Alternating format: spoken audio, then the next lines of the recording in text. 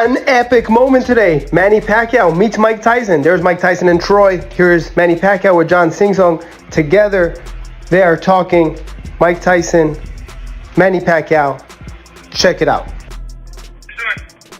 Mike Tyson, congratulations. This is a beautiful gym. I hope that there's a lot of people will inspire to train here. Thank you. Congrats.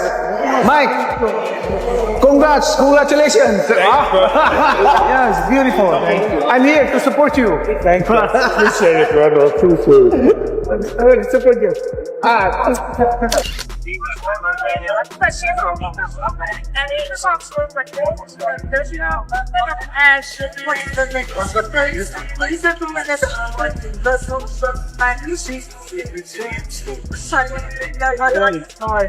Idol yan sa ni Mike. Idol yan ni Mike. Idol po kayo dyan.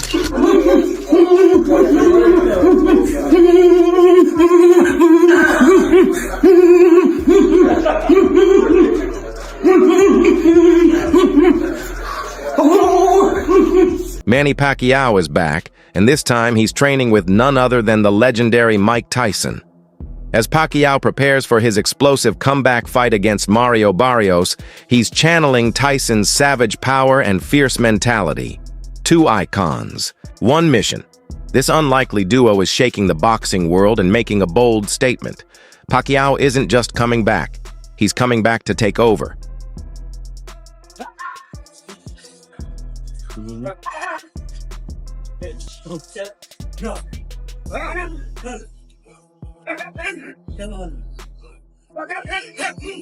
No fighter looks more sensational than the Pacquiao looked the other night. I think like Gennady Golovkin looks sensational. He doesn't. That man don't make those moves. Let me sneeze and say Floyd Mayweather. Then that shows that you're a neophyte in boxing. You know nothing about boxing.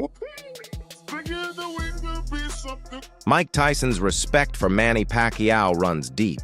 It's not just admiration, it's recognition from one of boxing's fiercest legends to one of its most relentless fighters. Tyson came up in an era of giants like Ali, Holmes, Frazier, and Foreman, so he knows true grit. When a smaller fighter like Pacquiao earns Tyson's respect, it says a lot. Manny, a featherweight who ruled 8 divisions, broke boxing rules, and Tyson noticed. Gotta give me, baby. 1, 2, 3. All right. Well, thank you, bro. Tyson has always admired fighters with raw aggression and fearless heart. What makes Pacquiao stand out to Tyson isn't just his fast hands, it's his drive, his refusal to quit. Whether facing taller men, heavier punchers, or younger stars, Pacquiao never backs down. That steel spirit, that's what Tyson connects with. For someone like Mike, who thrived on pressure, watching Manny fight forward at over 40 hits on another level. Game. I don't know why I respect this guy, just because he's short, I think. But Pacquiao, Oh, he's brilliant. that motherfucker right there, that's probably one of the few fighters besides you, Muhammad Ali, all you guys, that Hagler and all those guys and stuff like that. That little fucker right there, I never seen that guy back away from anybody. Tall, short, he goes in there and says, fuck it, okay, great. And he's still doing it today. I don't know, 40 years old? Yeah. Close to 50, yeah. Because who's the other guy, Hopkins? He's a great guy. He's a great fighter. He should have retired a long time ago. Tyson, who made his name on fearless aggression, sees something rare in Pacquiao. Even in his 40s, Manny's still burning with passion. But here's the twist. Pacquiao once watched Tyson wreck opponents on a tiny TV back in the Philippines. Tyson was his idol. The ring walks, the power, the stare. It lit a fire in young Manny. Tyson inspired him to box, even when he had no gloves or gym. Now, all these years later, that same idol is pushing him. A full circle moment few ever experience. I watched this fight in 1990s and I became a boxer. That's what inspired me. Adam Jenkins on the picture. Better half. That full circle moment isn't just touching, it's iconic. But Pacquiao's reach goes beyond legends like Tyson. It stretches to names like Joe Rogan. Joe has always respected Manny, not just for his skills, but for his humility. Quiet, smiling, unfazed by trash talk. Then, boom, bell rings, and he transforms. Rogan remembers how Pacquiao smiled at Keith Thurman's threats, wished him luck, and then destroyed him. That contrast, a kind soul off stage, a storm in the ring, is what makes Manny unforgettable. He's an interesting guy, man, because he's so friendly. Right. You know, like even like when people are trash talking, he's like smiling, and then he gets in that ring. Kick your ass later. Different fucking dude. Right. Once he steps through that ropes, like this is a whole different set of rules he's flying with. Like Keith Thurman talking about you gonna crucify him and stuff like that, and he just like, don't say that. Yeah. Okay. And got crucified. Yeah, but he's super I wish you the best too. Good luck in that fight. What's crazy about him is his calves. Yeah. When you look Massive. at that, they're giant. They're like a thigh. And I know the reason why, because in General Santos, the mountains that he runs and that steep hill, that's why they're so big, because he's always constantly running the mountains. And I was doing the mountain runs with him. Yeah. My calves started getting bigger and bigger. But I understand, why his calves are huge. But he's always bouncing. He's always moving around. Yes. Like, he'll bounce for like 20-something rounds. He'll do his pads and he's jumping up and down. And he really is an unbelievable person, unbelievable athlete, and a legend of the sport. I think as time progresses, people are really gonna, appreciate his greatness. Even Floyd Mayweather, arguably the best defensive boxer ever, gave Manny his due. At one point, fans believed Pacquiao might be the one to hand Floyd his first loss. Though their fight came too late, Floyd admitted it. Manny was among the toughest he'd ever faced. The pressure, movement, danger, it never stopped. Floyd had to be sharp every second. While he won, he never downplayed Manny's skill. Pacquiao didn't beat him, but being seen as the one who could, that says everything. No way in hell you 5'8". I remember you fought Pacquiao, they said you was 5'6" and a half. You mean I beat Pacquiao? Did whoop his. At any point, did a fighter ever make you feel like, oh, my legacy is in jeopardy? No, but I've been in a fight.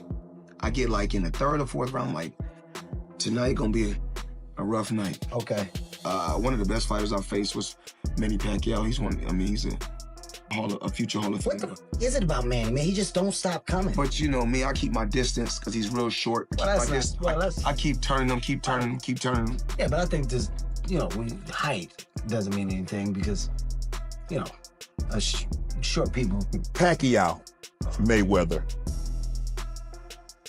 What would have been different had they fought, let's just say 5 years earlier? Because everybody believed they wanted that fight. We had been clamoring for that fight for 5-10 years. Had they fought 5 years earlier, is the outcome any different?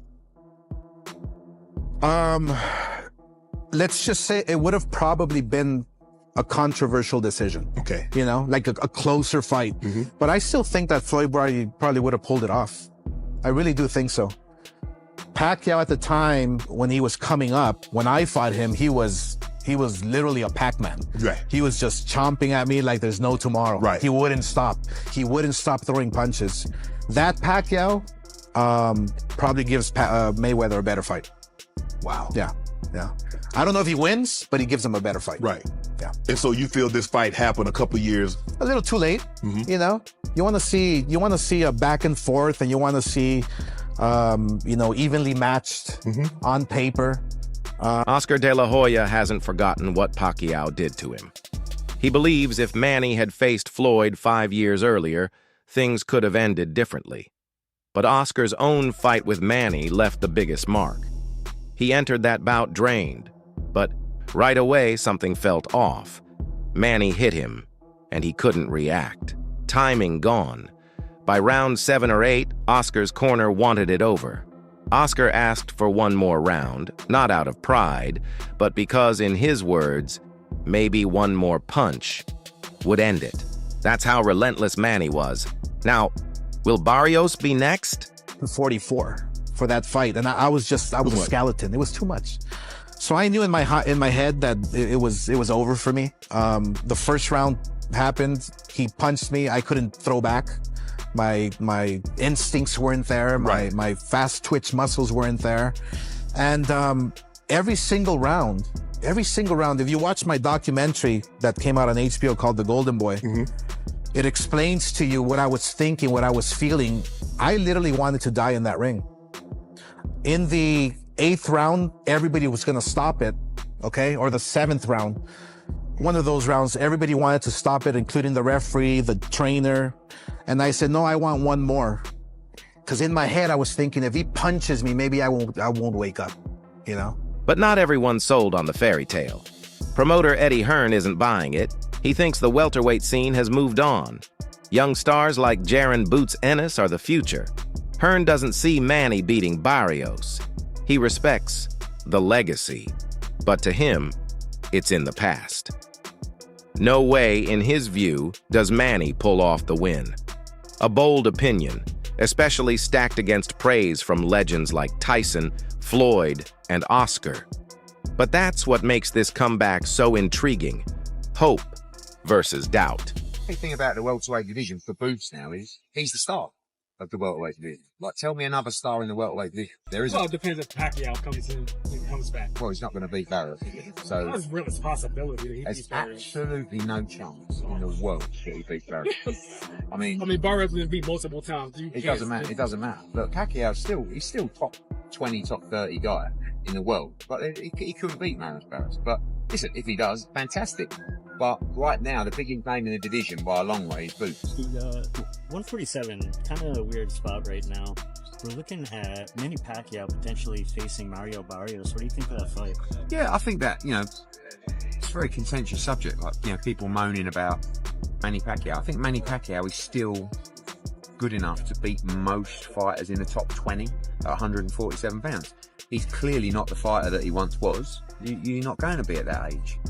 My problem is that he's been inactive for quite a long time. Like, we were talking about fighting him with Conor Benn maybe 6 months ago or a year, and every month or 3 months or 6 months that passes, you do become a lot older. So, I guess there's two questions. One is, should he be fighting again? And at the end of the day, if he's good enough to beat everybody outside of the top 20 in the world, then why not? But should he be fighting for the world title? I guess that's another question. In the commercial world of boxing, the answer is yeah, probably. In the ratings world and activity world. Then there's Shawn Porter, former champ, all-heart fighter. He's not here to disrespect Manny. In fact, it's the opposite. To him, Manny built not one, but 2 Hall of Fame careers. First, the explosive wrecking machine of the 2000s. Then, the aging icon still beating the odds. Manny's loss to Yordenis Ugas wasn't failure. It was the perfect send-off. He always faced the best, even when others ducked. But Porter says there's a time to protect your legacy. Manny's story is untouchable.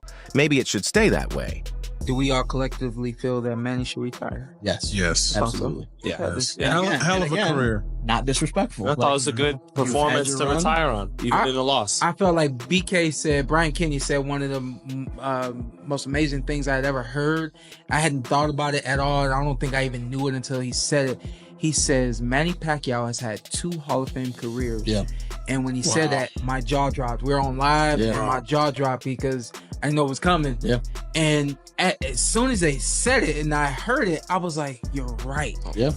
I looked at Keith, I said, yo, we're fighting for 1 Hall of Fame career, and this man has had 2 Hall of Fame careers. For you to go out like this, it's your Dennis Ugas, it's one of the elite fighters in the world, and what other old head out there is willing to take on or could take on one of these guys? You know what I mean? So I think it's that time, and I'd love for him to go back home and run for president. So, does Manny Pacquiao still have what it takes? That's the burning question across the boxing world. Some say yes, others say it's time to retire. But the fight with Mario Barrios, that's where we'll find out. Is Manny still the king of welterweights? Or has the new wave taken over? One thing's for sure, when that first bell rings, everyone will be watching. Drop your thoughts in the comments. Is this the last page or the start of a whole new chapter?